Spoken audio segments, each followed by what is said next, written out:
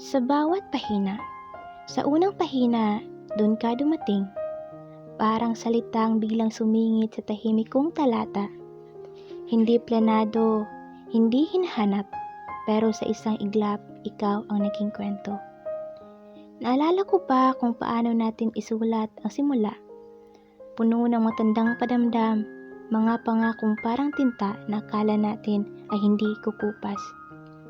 Binasa natin ang isa't isa na parang aklat na matagal na gustong matapos, kahit hindi pa natin alam kung saan hantong ang dulo.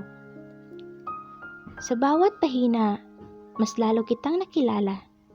Sa pagitan ng mga tawa, sa ilalim ng gabing puno ng tanong, sa mga espasyong hindi natin napunan ng sapat na pag-unawa.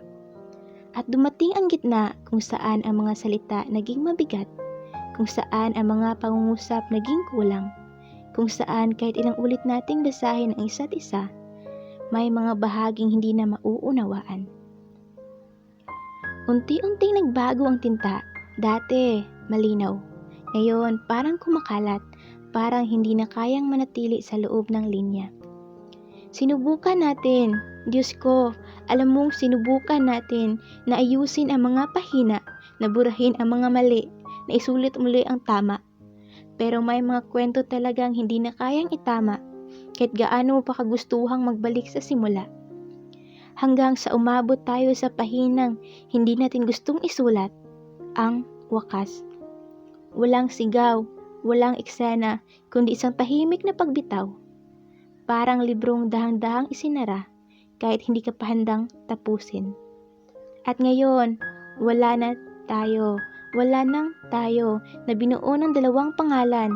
Wala nang mga susunod ng pahina na sabay nating babasahin. Pero alam mo ba, sa kabila ng lahat, hindi ko kayang ituri na sayang ang kwento natin. Kasi sa bawat pahina na sinimulan natin, may bahagi ng sarili ko na tutulong magmahal, masaktan at magpatuloy. At kahit wala na tayo, ang story ng pahinang ating sinimulan ay mananatili. Hindi bilang panghihinayang, kundi bilang alaala na minsan, sa gitna ng napakaraming salitang hindi sigurado, may isang kwento na naging totoo. At ikaw yon at tayo yon. Isang pahina hindi ko kailanman makakalimutan.